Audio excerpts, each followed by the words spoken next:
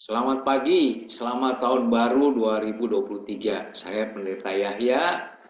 Eh, Biarlah pagi ini merupakan pagi yang penuh berkat, penuh kasih karunia Tuhan. Kita memulai tahun 2023 dengan ucapan syukur, dengan pengharapan kepada Tuhan, dan kita akan menikmati hari-hari berikut ini di tahun 2023. Sebelumnya kita akan bersama-sama menaikkan doa terlebih dahulu kepada Tuhan, dan sebelumnya juga kita akan menaikkan satu pujian sebagai ucapan syukur kepada Tuhan kita. Mari kita menaikkan pujian, walaupun ini hanya refnya saja, biarlah kita boleh menikmatinya dengan penuh rasa syukur. Terima kasih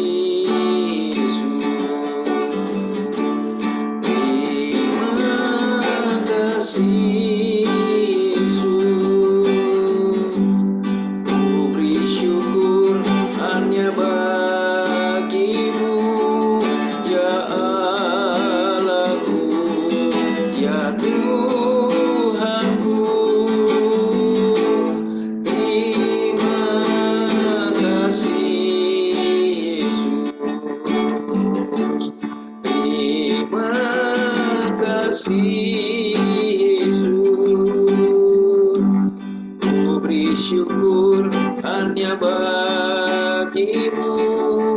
Terima kasih Yesus. Saya saudara, kita naikkan lagi sekali lagi. Terima kasih Yesus. Terima kasih Yesus. Ku beri syukur hanya bagimu, ya Allahku, ya Tuhanku. Terima kasih Yesus. Terima kasih Yesus. Ku beri syukur hanya bagimu. Terima kasih Yesus. Terima kasih Yesus. Terima kasih Yesus. Ku beri syukur hanya bagimu, ya Allahku, ya Tuhanku. Terima kasih Yesus. Terima kasih Yesus. Ku beri syukur hanya bagimu. Terima kasih Yesus. Ku beri syukur hanya bagimu. Terima kasih Yesus. Terima kasih Yesus.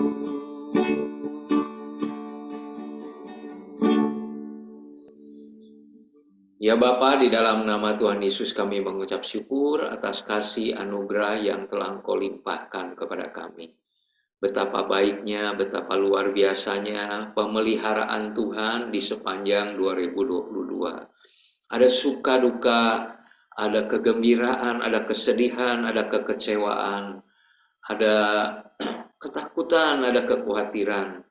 Tapi Tuhan Yesus terus menyertai kami sampai akhirnya kami bisa melewatinya dengan pertolongan Tuhan.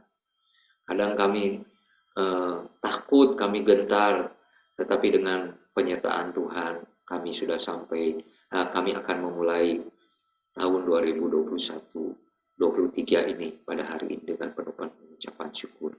Tuhan, kami bersama-sama akan memulai hari ini melalui renungan firman Tuhan, sehingga kami siap untuk mencapai harapan kami eh, di dalam kehidupan di tahun 2023. Tolonglah kami ya Tuhan, setiap kami, siapapun kami yang mendengarkan, yang mengikuti ibadah secara online ini, Tuhan akan memberkati. Di rumah, mungkin di jalan, atau di suatu tempat, Tuhan akan memberkati. Tuhan Yesus tolong beri hikmat kepada kami yang memberitakan maupun yang menyampaikan. Biarlah nama Tuhan yang besar dipuji dan dipermuliakan, dan kami meroleh berkat melalui pemberitaan firman Tuhan. Amin. Saudara-saudara, kita bersyukur kita sudah memasuki tahun 2023. Ya. Kita akan membaca 2 ayat, yaitu 3 Yohanes 1 ayat 2 dan 3. Saudara-saudaraku yang kekasih, aku berdoa, semoga engkau baik-baik dan sehat-sehat saja dalam segala sesuatu. Sama seperti jiwamu baik-baik saja, sebab aku sangat bersukacita ketika beberapa saudara datang dan memberi kesaksian tentang hidupmu dalam kebenaran. Sebab memang kau hidup dalam kebenaran. Saya ulangi saudara, kita baca, saudara di rumah baca dalam hati atau dengan bersuara, kita baca lagi ini. Saudaraku yang kekasih, aku berdoa, semoga engkau baik-baik dan sehat-sehat saja dalam segala sesuatu. Sama seperti jiwamu baik-baik saja. Sebab aku sangat bersukacita ketika beberapa saudara datang dan memberi kesaksian tentang hidupmu dalam kebenaran. Sebab memang engkau hidup dalam kebenaran. Saudara, kalau tahun ini atau hari ini kita akan merenungkan firman Tuhan dengan satu tema, yaitu baik-baik dan sehat-sehat dalam segala sesuatu di tahun 2023. Diulangi lagi temanya, baik-baik dan sehat-sehat dalam segala sesuatu di tahun 2023 atau 2023. Saya pikir saudara siapapun yang sedang mendengarkan bersama-sama sedang beribadah online ini, pasti mau kan 2023 ini baik-baik, sehat-sehat, dan bukan hanya dalam satu hal, tapi dalam segala sesuatu. Baik-baik dan sehat-sehat dalam segala sesuatu. Badannya baik-baik, sehat-sehat. Keuangannya baik-baik, sehat-sehat. Relasi keluarganya baik-baik dan sehat-sehat. Usahanya baik-baik dan sehat-sehat. Semua apa yang kita jalani itu kita ingin berharap baik-baik dan sehat-sehat selama atau waktu menjalani tahun 2023. Nah, di sini dikatakan, saudara, aku berdoa semoga. Kata semoga ini kan bisa terjadi atau bisa tidak, saudara.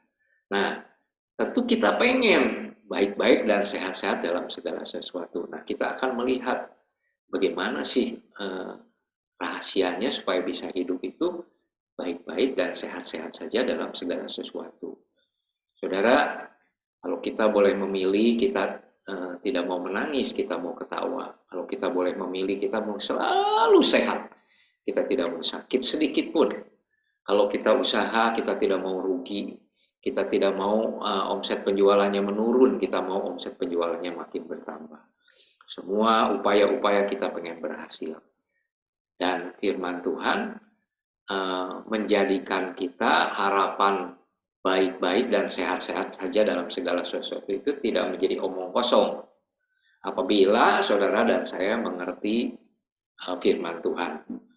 Nah, berikut ini saudara dikatakan di sini baik-baik dan sehat-sehat saja. Sekarang kita akan melihat satu bagian bagaimana supaya hidup kita baik-baik saja. Ya. Kita akan melihat yaitu bagaimana kita baik-baik dalam segala sesuatu, yaitu dengan melakukan firman Tuhan atau hidup dalam kebenaran. Dengan melakukan firman Tuhan atau hidup dalam kebenaran atau hidup di dalam Yesus. Ulangan 4 ayat 440 berkata begini, berpeganglah pada ketetapan dan perintah-perintahnya yang kusampaikan kepadamu pada hari ini, supaya baik keadaanmu dan keadaan anak-anakmu yang kemudian, dan supaya lanjut umurmu di tanah yang diberikan Tuhan Allahmu kepadamu untuk selamanya. Jadi ini perintah Tuhan pada waktu itu kepada orang Israel. Berpeganglah pada ketetapan dan perintahnya yang kusampaikan kepadamu pada hari ini. Pada waktu itu Tuhan sudah berbicara soal perintah Tuhan, kemudian Tuhan bilang berpeganglah pada ketetapan dan perintah Tuhan. Supaya apa? Supaya baik keadaanmu dan keadaan anak-anakmu yang kemudian. Jadi saudara, kalau kita mau baik-baik dalam segala sesuatu, itu yang pertama adalah berpegang pada ketetapan dan perintah-perintah Tuhan. Berpegang pada ketetapan dan perintah-perintah Tuhan. Bukan berarti kalau kita Alkitabnya dipegang terus, perintahnya dipegang terus, tapi maksudnya dipegang itu ya dilakukan. Seperti misalkan kita berdusta, kita berarti jujur, kita berbuat jujur. Kemudian jangan keluar kata-kata yang jahat dari mulut kita. Kita berkata-kata sesuai dengan kebenaran firman Tuhan. Jangan terlalu cepat marah, ya saudara-saudara. Harusnya cepat mendengar, bukan cepat marah. Itu adalah perintah Tuhan. Firman Tuhan berkata, tetaplah berdoa. Kita berdoa. Renungkan firman Tuhan, siang dan malam kita renungkan. Nah, maka saudara-saudara, firman Tuhan mengatakan, supaya baik keadaanmu. Maaf saudara, kalau misalkan saudara tidak melakukan firman Tuhan, ya pilihan baik-baik dalam segala sesuatu tidak akan tercapai. Ketidaktaatan kepada firman Tuhan itu selalu membawa masalah. Kalau hari ini mungkin kita terhindar dari masalah, besok lusa itu seperti bom waktu, wah gitu ya, kemudian menimbulkan begitu banyak masalah karena kita tidak taat kepada firman Tuhan. Ulangan 12 ayat 28. Dengarkanlah baik-baik segala yang kuperintahkan kepadamu, supaya baik keadaanmu. Nah, dengarkan itu bukan berarti kita hari ini mendengarkan firman Tuhan, udah didengar aja gitu, udah gitu tidak dilakukan. Ya, nggak ada manfaatnya saudara. Tapi ketika dengarkan baik-baik segala yang kuperintahkan kepadamu, artinya dengarkan itu ya dipraktekkan, dilakukan. Supaya baik keadaanmu dan keadaan anak-anakmu yang kemudian untuk selamanya. Apabila engkau melakukan apa yang baik dan benar di mata Tuhan Allahmu. Jadi saudara-saudara berimbang kan? Kita berdoa untuk diri kita, untuk anak kita, untuk saudara kita, untuk siapapun juga. Pada waktu itu Rasul Yohanes berdoa untuk kita yang membaca ini, semoga katanya kamu baik-baik saja dalam segala sesuatu.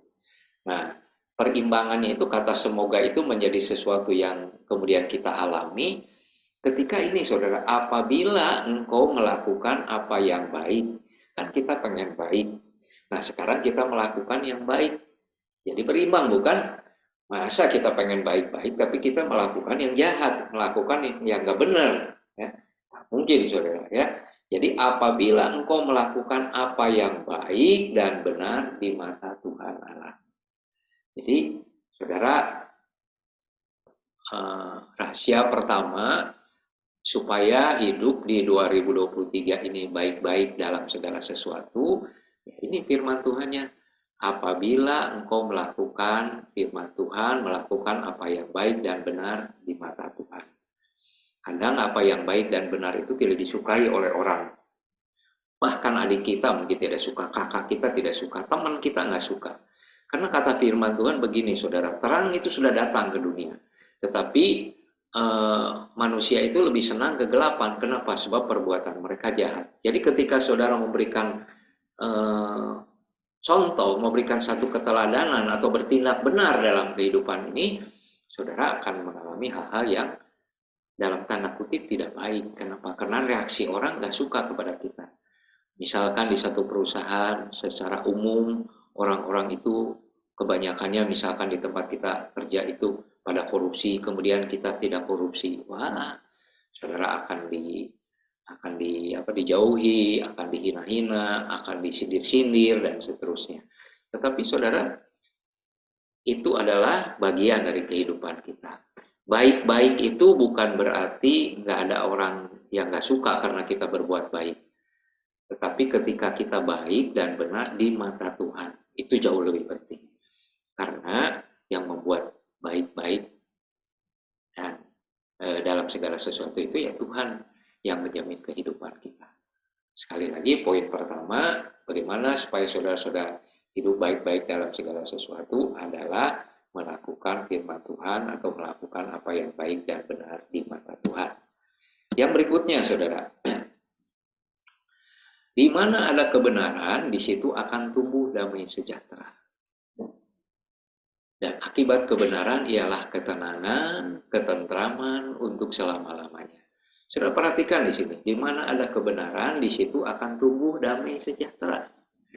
Kalau firman Tuhan di bagian lain mengatakan, akulah jalan, kebenaran, dan hidup, itu Yesus yang bicara. Jadi di mana ada Yesus di dalam hidup kita, di mana ada firman Tuhan yang kita praktekkan dalam hidup kita, di situ akan tumbuh damai sejahtera. Dan akibat kebenaran ialah ketenangan, ketentraman untuk selama-lamanya. Saudara, di mana tidak ada kebenaran, di mana ada dusta, di mana ada kebohongan, di mana ada kebencian, di situ akan tumbuh kepahitan, di situ akan tumbuh pertengkaran, di situ akan tumbuh kejahatan, dusta yang lain-lain bersatu padu di situ, saudara. Gak ada ketenangan, gak ada ketentraman. Nah, karena itu kalau saudara mau baik-baik dalam segala sesuatu, kembali lagi, di mana ada kebenaran. Saudara, hidup kita itu harus ada kebenaran.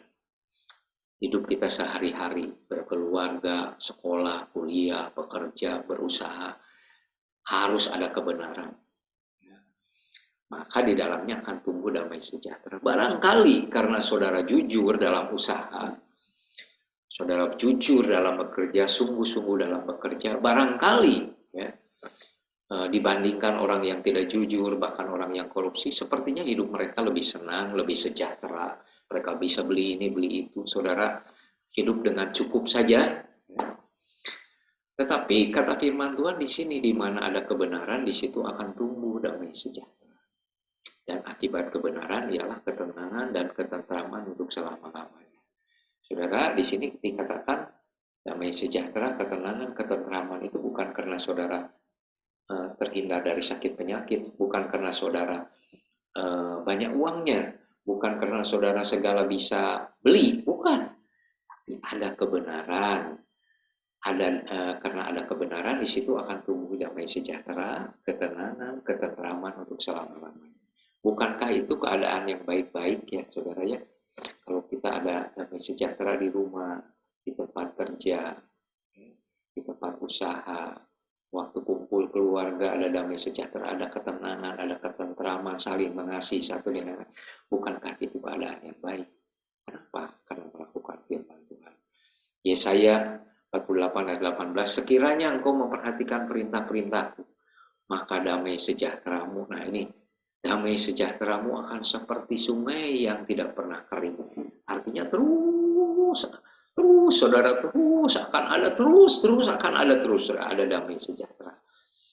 Kita keadaan dunia ini di tahun 2023 ini nggak tahu, saudara. Kalau orang-orang secara ilmu pengetahuan mengatakan bahwa akan ada kesulitan ekonomi dan sebagainya, akan ada resesi ya, dan banyak-banyak hal yang lain. Tetapi saudara, memang damai sejahtera kita itu bukan tergantung keadaan ekonomi atau sesuatu di luar kita. Tetapi oleh karena memperhatikan perintah-perintah Tuhan, oleh karena ada kebenaran dalam hidup kita. Dan kebahagiaanmu akan terus berlimpah seperti gelombang-gelombang laut yang tidak pernah berhenti. Seperti sungai yang tidak pernah kering, seperti gelombang-gelombang laut yang tidak pernah berhenti. Apa itu? Damai sejahtera, kebahagiaan. Bukankah saudara menambahkan itu? Saudara bisa menyaksikan mungkin banyak orang yang hidupnya barangkali secara ekonomi jauh lebih baik dari kita. Tapi ketika kita memasuki keluarga itu, bergaul dengan salah satu anggota keluarganya, di keluarga itu tidak ada damai sejahtera, di keluarga itu tidak ada kebahagiaan. Tentu saudara-saudara yang sudah kenal kepada Tuhan Yesus, tolonglah keluarga ini. Jangan saudara berkata, untung saya. Ayo berikan untung juga kepada dia, supaya dia juga kenal Tuhan Yesus. Supaya dia hartanya cukup, dia juga kaya, tetapi saudara karena dia memperhatikan perintah Tuhan, bertobat kepada Tuhan, akhirnya dia selain kaya, dia ada damai sejahtera, ada kebahagiaan. Saudara dan saya akan melihat keluarga orang lain yang asalnya ruwet, kacau, ya. Setelah kita memberitakan Tuhan Yesus kepada mereka, kemudian mereka mengalami damai sejahtera, dan kemudian mengalami kebahagiaan, pasti saudara akan berbahagia juga. Ya. Kecuali memang di dalam hati kita sudah ada rasa iri, ya, sehingga kita berpikir ya kita nggak terlalu kaya tapi bahagia, dia kaya tapi nggak bahagia, ya syukurinlah dia seperti itu. Ya. Tetapi kita tidak, sebagai anak-anak Tuhan, tidak berpikir seperti itu. Saudara, kita sudah mengalami seperti itu, ayo cerita kepada orang lain bagaimana kita mengalami seperti itu. Saudara-saudara mungkin banyak yang mendengarkan firman Tuhan pada saat ini di rumah, yang sudah tidak bisa jauh-jauh kemana-mana, seringnya di rumah sebagai orang yang sudah lanjut usia, dan kemudian juga gerakannya juga bergerak juga sudah sangat terbatas. Tapi itu tidak mengurangi damai sejahtera kita, ketentraman kita, ketenangan kita, kebahagiaan kita, manakala kita mempraktekkan firman Tuhan. Dalam kesendirian kita, dalam keadaan aktivitas yang sangat minim, yang sangat sedikit, berdoalah kepada Tuhan, baca firman Tuhan. Kemudian apa yang mungkin kita lakukan, praktekkan firman Tuhan ini. Maka damai sejahteramu akan seperti sungai yang tidak pernah kering, dan kebahagiaanmu akan terus berlimpah seperti gelombang-gelombang laut yang tidak pernah berhenti. Amin, saudara. Teruskan lagi. Saudara pengen melihat hari-hari yang baik, ya, keadaan baik dalam segala sesuatu, kita harus menjaga lidah dan bibir kita terhadap yang jahat dan ucapan yang menipu. Itu berarti bohong, saudara, ya. Ucapan yang jahat itu salah satunya ucapan kasar, ucapan kutukan, ucapan kebencian, ucapan-ucapan yang menyakitkan hati. Saudara, di sini dikatakan, saudara pengen melihat baik-baik dalam segala sesuatu. Nah, ini kata firman Tuhan begini, saudara. Siapa yang mau mencintai hidup dan mau melihat hari-hari baik, ia harus menjaga lidahnya terhadap yang jahat dan bibirnya terhadap ucapan-ucapan yang menipu. Nah, sebetulnya dari mana sih ucapan itu keluar dari bibir kita? Ini kata firman Tuhan begini, saudara. Karena yang diucapkan mulut itu meluap dari hati. Jadi kalau saudara berusaha menjaga mulut saja, dengan hati, dengan isi hati yang sama, di dalamnya kepahitan, kebencian, ya, dusta, kebohongan, ya cepat atau lambat kata-kata kasar pasti itu keluar, saudara. Ya. Kita berusaha menjaga supaya jangan mengucapkan kata-kata yang tidak baik, saudara. Tapi itu satu usaha yang baik, tetapi saya ingin memberikan satu solusi yang tepat sesuai dengan firman Tuhan. Kalau saudara merasa di dalam hati saudara banyak hal-hal yang tidak baik yang kemudian keluar dari ucapan-ucapan ini saudara cara menyelesaikannya. Saudara pengen melihat hidup ini baik-baik dalam segala sesuatu. Nah, firman Tuhan mengatakan harus menjaga lidahnya terhadap yang jahat dan bibirnya terhadap ucapan yang menipu. Nah, kalau saudara menyadari, ya saya itu sering ngomong, sering mengeluh, sering omel, ya, sering mengucapkan kata-kata yang tidak baik, sering menyakiti hati orang, ya, dan seterusnya dengan kata-kata kita. Saudara pengen nggak lepas dari itu semua? Nah, ini saya kasih tahu caranya. Begini, saudara, kita lihat, ya. Hanya Tuhan yang bisa memperbaharui hati. Jadi ke gereja tidak bisa, kasih persembahan tidak bisa, berdoa juga tidak bisa, saudara. Hanya Tuhan yang bisa memperbaharui hati. Dikatakan ketika kalau saudara pada saat ini menyadari seperti yang tadi saya katakan, sering mengucapkan kata-kata yang jahat, yang menipu, yang kata-kata yang tidak baik, akuilah itu di hadapan Tuhan dan minta ampun kepada Tuhan. Tuhan Yesus yang sudah mati di atas kayu salib termasuk untuk kebusukan hati kita, termasuk kejelekan ucapan-ucapan kita. Dia sudah mati di atas kayu salib supaya kita diampuni. Ini kata firman Tuhan. Kalau saudara pagi ini, saudara berkata, atau saat ini saudara berkata kepada Tuhan, Tuhan ampuni, hati saya penuh kejengkelan, hati saya penuh kepahitan, hati saya penuh kata-kata yang busuk. Saat ini Tuhan ampuni saya ini orang berdosa. Nah, ketika saudara berkata seperti ini, saudara, firman Tuhan begini, kamu akan kuberikan hati yang baru dan roh yang baru di dalam batin. Dan aku akan menjauhkan dari tubuhmu hati yang keras dan kuberikan kepadamu hati yang taat. Nah, saudara-saudara, ini Tuhan yang melakukannya. Akan kuberikan hati yang baru. Tidak perlu lagi memperjuangkan, karena hatinya nanti diganti dengan hati yang baru. Kalau saudara misalkan punya sepatu ya, rusak, diperbaiki, ditambal, suatu kali rusak lagi bagian yang lainnya, rusak lagi bagian yang lainnya. Tetapi kalau sepatu itu yang baru, ya sudah baru, nggak ada yang perlu lagi yang ditambal, yang lama udah dibuang. Hati yang baru, nah ini bukan sepatu yang baru, tapi hati yang baru. Siapa yang mengerjakannya? Tuhan. Ku berikan hati yang baru di dalam batinmu. Aku menjauhkan dari tubuhmu hati yang keras, ku berikan kepadamu hati yang taat. Kita mungkin keras kalau dinasehati ya, tetapi diganti sama Tuhan, itu diberikan kepadamu hati yang taat. Oh, puji Tuhan. Rohku akan kuberikan diam di dalam hatimu. Nah, sekarang yang tinggal di dalam hati kita itu bukan lagi hanya diri kita, dikatakan roh Tuhan akan kuberikan diam di dalam batinmu. Jadi sekarang yang di dalam batinmu itu hati yang baru, ada roh Tuhan di dalam batin yang baru itu. Aku akan membuat kamu hidup menurut segala ketetapanku dan tetap berpegang pada peraturan-peraturan dan melakukannya. Jadi saudara, tadi kan kita kalau melihat hari-hari baik itu, atau saat-saat yang baik dalam kehidupan kita kan harus melakukan firman Tuhan. Tapi kalau hati kita ini keras, bukan hanya kata-kata kita yang keras, yang keluar yang tidak memperlihatkan berkat, tetapi juga nggak bisa taat, saudara. Tapi ketika kita percaya kepada Tuhan, kita mengaku kepada Tuhan bahwa kita orang berdosa dan percaya Yesus Kristus sudah mati di atas kayu salib bagi dosa-dosa kita, dikuburkan dan bangkit pada hari yang ketiga. Ketika kita percaya seperti itu, yang pertama, hati kita jadi hati yang baru. Kemudian bukan hanya itu, Tuhan akan menjauhkan dari tubuh kita hati yang keras, memberikan kepada kita hati yang taat. Kemudian roh Tuhan sendiri akan diam di dalam batin kita, yang akan membuat kamu hidup menurut segala ketetapan Tuhan, ketetapan atau peraturan-peraturan Tuhan. Jadi kita bisa melaksanakan firman Tuhan. Wah, suatu berkat yang luar biasa. Saudara, baik-baik dalam segala sesuatu apabila hati saudara diubah oleh Tuhan menjadi hati yang baru. Tuhan tinggal di dalam hati kita.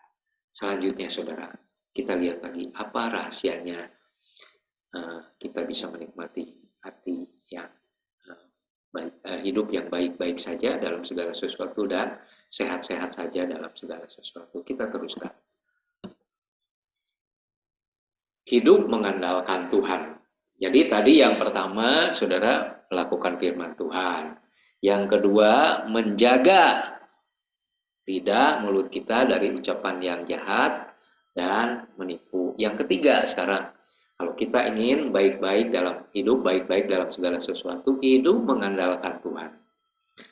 Saudara, mungkin kalau ditanya, saudara pernah nggak mengandalkan?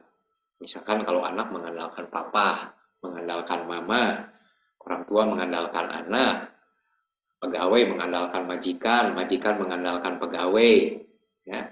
Suami mengandalkan istri, istri mengandalkan pegawai, anggota jemaat mengandalkan majelis, majelis mengandalkan majelis sesama majelis lagi, dan seterusnya dan seterusnya. Bukankah kita melihat banyak kesulitan di situ? Banyak pertengkaran gara-gara seperti itu. Saya pikir kita sebagai anak-anak Tuhan harus menjadi anak Tuhan yang bertanggung jawab. Kalau kita sudah janji harus ditepati ya. Kalau kita sudah bersedia bertanggung jawablah dengan sepenuhnya. Supaya apa yang sudah ditugaskan kepada kita tidak mengecewakan orang lain. Tetapi saudara, karena manusia itu terbatas, pasti pernah mengecewakan. Nah, kalau kita cerita, kita sendiri juga pernah mengecewakan, dan kita juga pernah dikecewakan orang lain. Nah, kita baca Yeremia 7 ayat 5 ini, ayat yang sudah sering dibaca oleh kita, tapi saya mengingatkan lagi di awal tahun 2023 ini, supaya saudara dan saya baik-baik dalam segala sesuatu. Beginilah firman Tuhan, terkutuklah orang yang mengandalkan manusia, yang mengandalkan kekuatannya sendiri, dan yang hatinya menjauh daripada Tuhan. Ia akan seperti semak bulus di padang belantara, ia tidak akan mengalami datangnya keadaan baik. Jadi saudara, kalau saudara mengandalkan manusia, saudara mengandalkan diri sendiri, ya saudara mungkin pinter, saudara pinter apa saja, pinter masak, pinter kuliahnya, pinter belajarnya, pinter dagangnya, pinter apa saja ya. Terkutuklah orang yang mengandalkan manusia dan mengandalkan kekuatannya sendiri, yang hatinya menjauh dari Tuhan. Jadi kalau orang mengandalkan manusia itu otomatis dia akan menjauh dari Tuhan. Nah, kalau mulai menjauh dari Tuhan, kita nggak akan bisa cerita baik-baik dalam segala sesuatu ya. Ini kata firman Tuhan, ia akan seperti semak bulus di padang di belantara, ia tidak akan mengalami datangnya keadaan baik. Saudara-saudara, parah benar ini. Ia tidak akan mengalami datangnya keadaan baik. Jadi kalau saudara mau dan saya mau baik-baik dalam segala sesuatu, dan kemudian kita mengandalkan kekuatan sendiri, mengandalkan manusia, mengandalkan orang, mengandalkan teman dan segala sesuatu, ia tidak akan mengalami datangnya keadaan baik. Ia akan tinggal di tanah angus, di padang gurun, di negeri padang asin yang tidak berpenduduk. Nah, sebaliknya saudara, kalau saudara hidup mengandalkan Tuhan nih, diberkatilah orang yang mengandalkan Tuhan, yang menaruh harapannya kepada Tuhan. Ia akan seperti pohon yang ditanam di tepi air, yang merambatkan akar-akarnya ke tepi batang air, yang tidak mengalami datangnya panas terik, yang daunnya tetap hijau, yang tidak khawatir dalam tahun-tahun kering, dan tidak berhenti menghasilkan buah. Sekalipun usianya sudah lanjut, tetap berbuah. Memuliakan nama Tuhan, menguatkan keluarga besar. Mungkin anaknya atau cucunya usaha seperti tahun-tahun kering yang diramalkan oleh banyak pengusaha di 2023 ini. Tetapi saudara, orang yang mengandalkan Tuhan dan menaruh harapannya kepada Tuhan tidak mengalami datangnya panas terik, daunnya tetap hijau, dan tidak khawatir dalam tahun-tahun kering. Jadi kalau tidak khawatir dalam tahun-tahun kelimpahan, ya itu dengan sendirinya siapa saja saudara, tapi tidak khawatir dalam tahun-tahun kering, nah itulah yang bagi orang-orang yang mengandalkan Tuhan. Jadi sekali lagi saudara, bagaimana kita baik-baik dalam segala sesuatu, mempraktikkan firman Tuhan, menjaga lidah bibir kita dari yang jahat dan ucapan yang menipu, kemudian hidup mengandalkan Tuhan. Bagaimana sekarang untuk hidup sehat-sehat saja dalam segala sesuatu. Nah, saudara, sehat keuangannya, sehat berpikirnya, ya, sehat relasi keluarganya, sehat relasi pelayanannya, sehat relasi usahanya. Kan kita pengen sehat-sehat dalam segala sesuatu. Nah, kita bicara sehat dalam satu sisi, saudara, apa yang dikatakan oleh firman Tuhan, Yesus mendengarkannya dan berkata kepada mereka, bukan orang yang sehat yang memerlukan tabib, tetapi orang sakit. Aku datang bukan untuk memanggil orang benar, melainkan orang berdosa. Jadi saudara, kalau kita melihat Markus 2 ayat 17 ini, Yesus mempersamakan orang berdosa itu dengan orang sakit. Jadi kalau saudara belum percaya kepada Tuhan Yesus, atau belum sungguh-sungguh percaya kepada Tuhan Yesus, baru hanya beragama Kristen saja, baru suka ke gereja saja, saudara termasuk kategorinya orang yang sakit. Kenapa? Orang yang berdosa. Nah, tapi puji Tuhan, sekali lagi puji Tuhan, bersyukur kepada Tuhan, dikatakan begini saudara, dikatakan Yesus memanggil orang-orang yang sakit atau orang-orang yang berdosa untuk disembuhkan supaya bertobat dan diampuni. Jadi sakit dalam satu konteks ini, sakit itu sama dengan orang yang berdosa. Kalau saudara berkata dalam hati saya orang yang berdosa, saudara mengakui dosa sendiri itu tidak mudah kalau Tuhan tidak bekerja dalam diri saudara. Kalau orang bertengkar, saudara semua mengaku benar, bahkan suami istri ya. Dulu waktu waktu pacaran itu begitu mudah saling memaafkan, begitu mereka sudah berkeluarga bertahun-tahun, saudara. Wah, bahkan kesalahan pasangannya itu disimpannya, dimunculkannya lagi berulang-ulang, saudara. Ya, kenapa saudara? Karena dia orang berdosa. Tapi saya ingin mengatakan, kalau misalkan saudara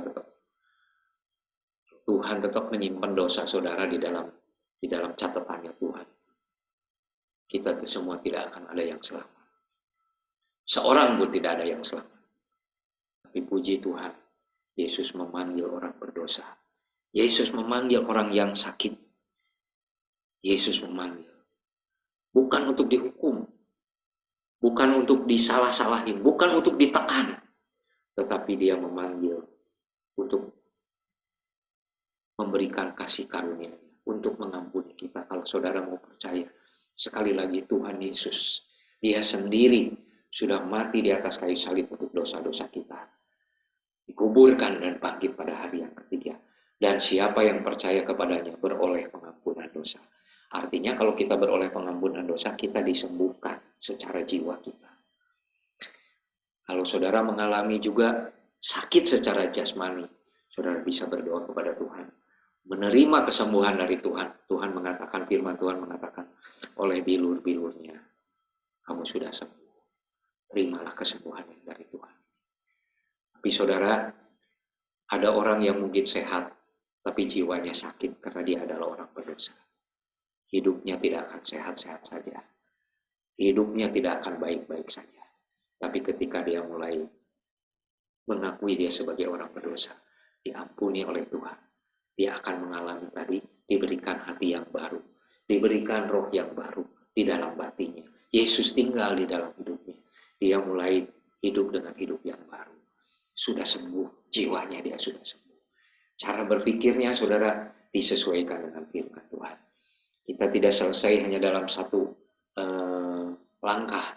Setiap langkah, kata firman Tuhan, setiap hari di sepanjang 2023 ini kita akan diperbaharui dari sehari ke sehari. Cara berpikir kita supaya Tuhan dimuliakan. Jadi saudara, kalau kita mau sehat-sehat dalam segala sesuatu, yaitu datang kepada Tuhan Yesus. Belum bertobat, bertobatlah. Terima dia dalam hidup kita. Mintalah ampun dengan sungguh-sungguh kepada Tuhan. Bertobatlah dan saudara akan mengalami pembaharuan. Dan saudara mulai jiwa yang sehat. Dalam jiwa yang sehat ini disertai dengan pemberitaan, disertai dengan kesediaan belajar firman Tuhan. Pikirannya mulai sehat. Saudara. Ketika pikirannya mulai sehat, apa yang dikerjakannya mulai sehat.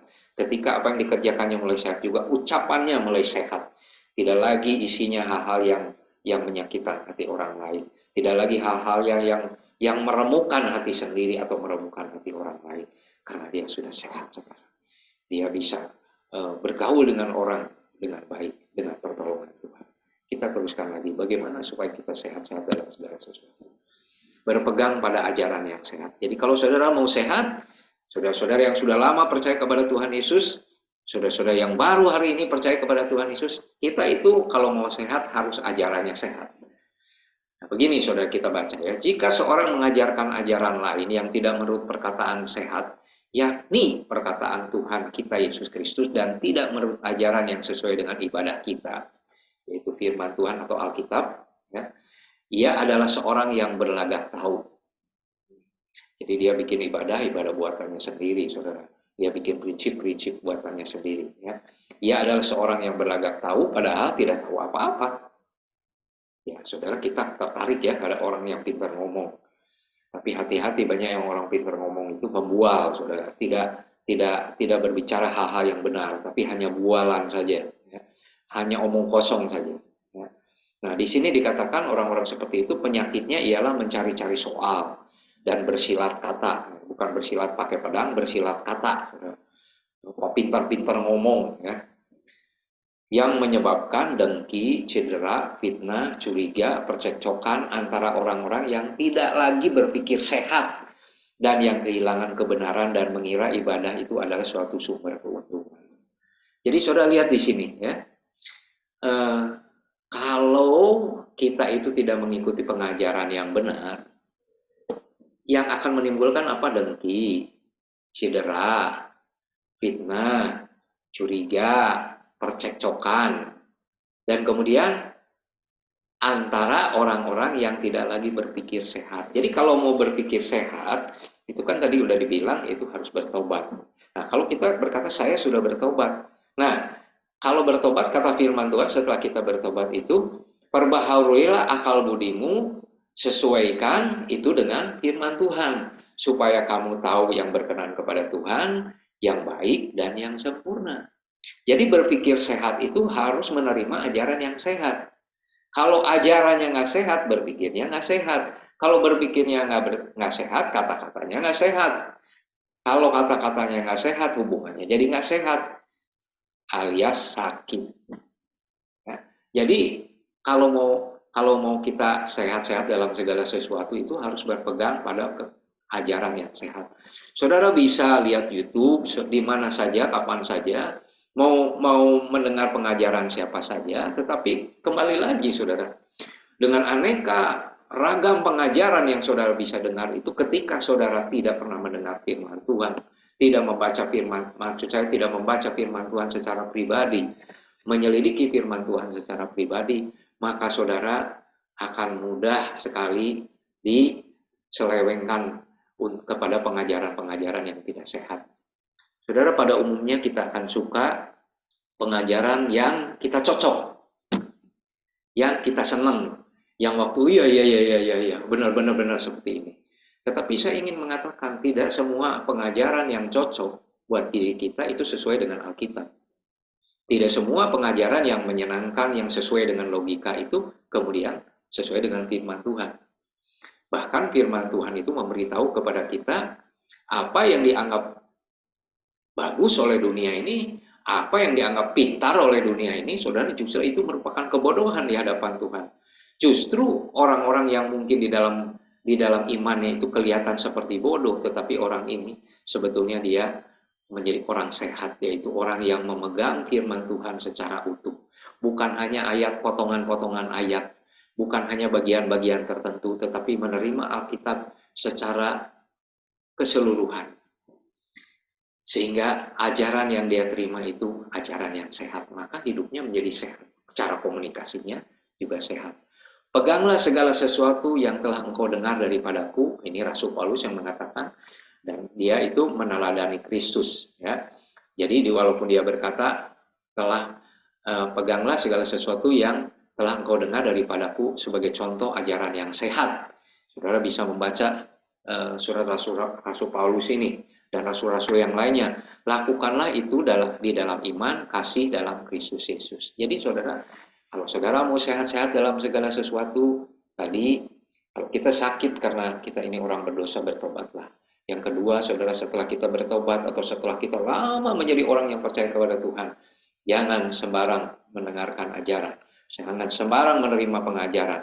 Kata firman Tuhan, ada saatnya di akhir zaman ini orang-orang mengumpulkan guru-guru yang menyenangkan telinganya. Jadi tidak membersihkan hidupnya, tapi menyenangkan telinganya. Ketika mendengar ajaran ini dia senang, wah puji Tuhan, haleluya dan seterusnya. Tapi kemudian hidupnya itu tidak mencerminkan kebenaran. Dia hanya senang mendengar pengajarannya, tetapi tidak senang melakukannya, saudara. Nah, itu termasuk kategori yang hidup tidak sehat.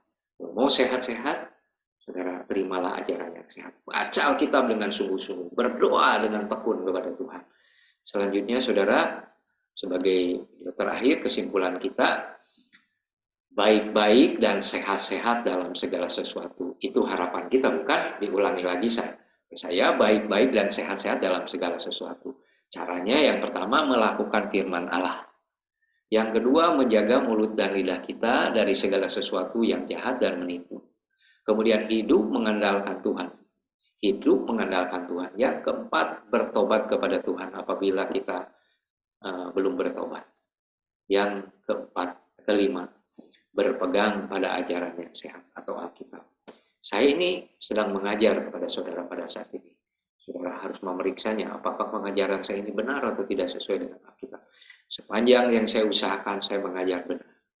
Tetapi saudara saya ini bukan Tuhan. Sebab itu, periksalah firman Tuhan dan pegang ajaran yang sehat. Dan kemudian saudara akan hidup baik-baik dan sehat-sehat dalam segala sesuatu. Amin. Kita berdoa. Bapa, dalam nama Tuhan Yesus, kami mengucap syukur untuk saat ini kami bisa bersama-sama merenungkan firman Tuhan, mengikuti ibadah awal tahun ini.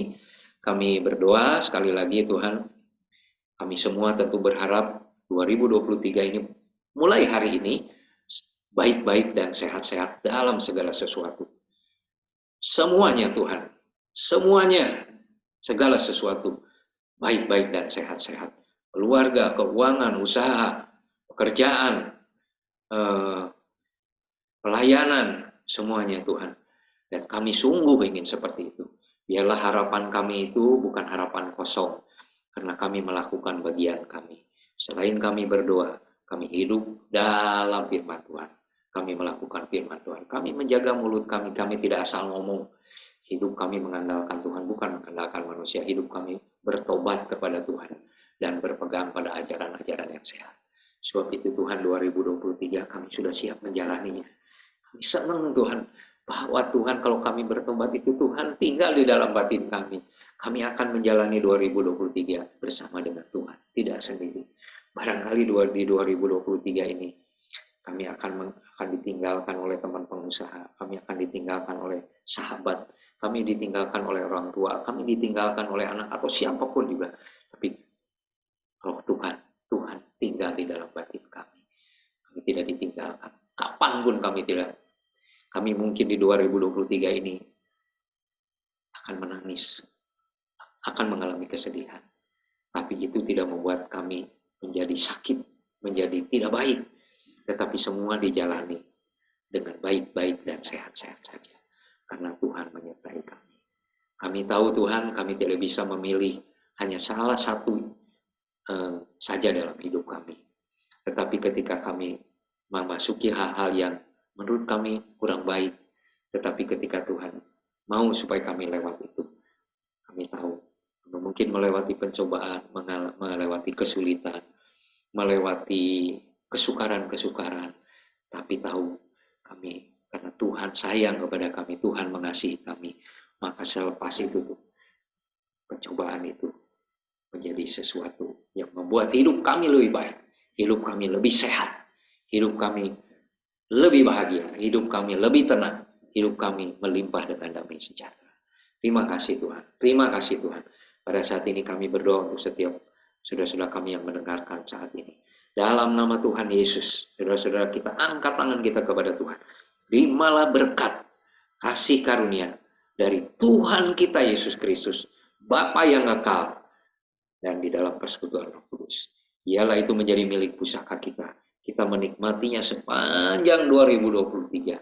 Seperti sungai yang tidak pernah kering. Seperti gelombang-gelombang laut yang tidak pernah berhenti. Demikian kebahagiaan kita. Demikian damai sejahtera kita. Karena Tuhan bersama-sama dengan kita. Baik-baik dan sehat-sehat dalam segala sesuatu. Terima kasih Tuhan. Amin. Sekali lagi, selamat tahun baru. Tuhan Yesus memberkati kita semua. Amin.